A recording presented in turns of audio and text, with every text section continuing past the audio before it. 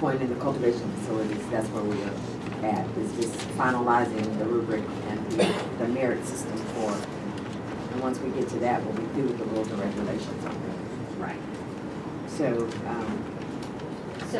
my point is, I know it's not on tonight's agenda, but if you...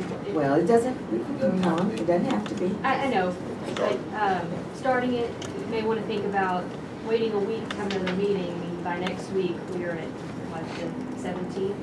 So we're 2 weeks.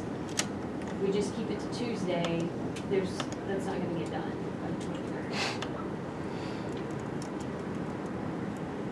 There's a little bit of wiggle room in that 23rd to 25th space, but not much if we intend to have the required 30-day public notice, and if 25 individuals want a public hearing on those rules to be able to have public comment verbally instead of just by writing, and then we need time to evaluate all of those comments and possibly incorporate.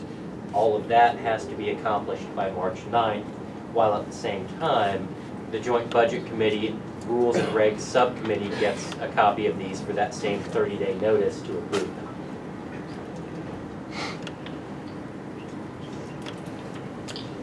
When is the legislature going to legislate and maybe give us an extension?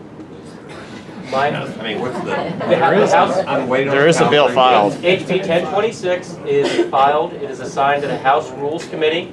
It is currently on agenda for the House Rules Committee, and the House Committee could pass that as early as tomorrow at noon. That would then require it to go to the House, hit a Senate committee, hit the Senate, make it back out. It is possible that they could pass that prior to January 23rd. But please note, I am limiting that to possible. So we will we'll move on. You do have a copy in your of the dispensaries, and you probably haven't gotten a chance to look at this, but things are corrected based on what we had talked about prior when we were going through the facilitation, and this is what the red marks are, correct? So it was in your packet for today. And we'll move on to the medical marijuana draft regulations, like sections for dispensaries.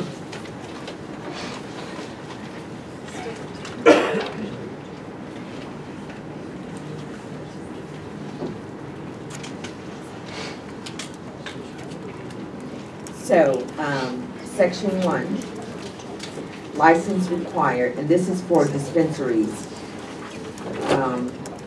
No person or entity shall operate a medical marijuana dispensary unless the person has a license issued by the commission pursuant to this chapter.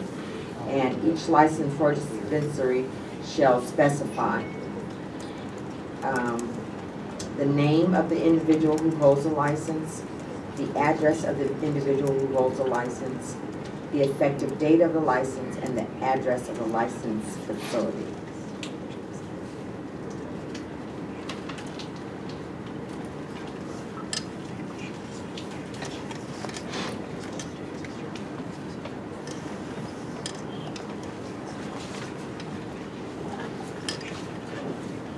And that's the same as the section on the cultivation facilities. So license available, the commission shall issue at least 20, but no more than 40 dispensary licenses. So now is the time where we can talk about location and how many dispensaries. The license shall be distributed within congressional districts to assure that dispensaries are available throughout the state. A dispensary license shall only be valid in the congressional district where it's awarded.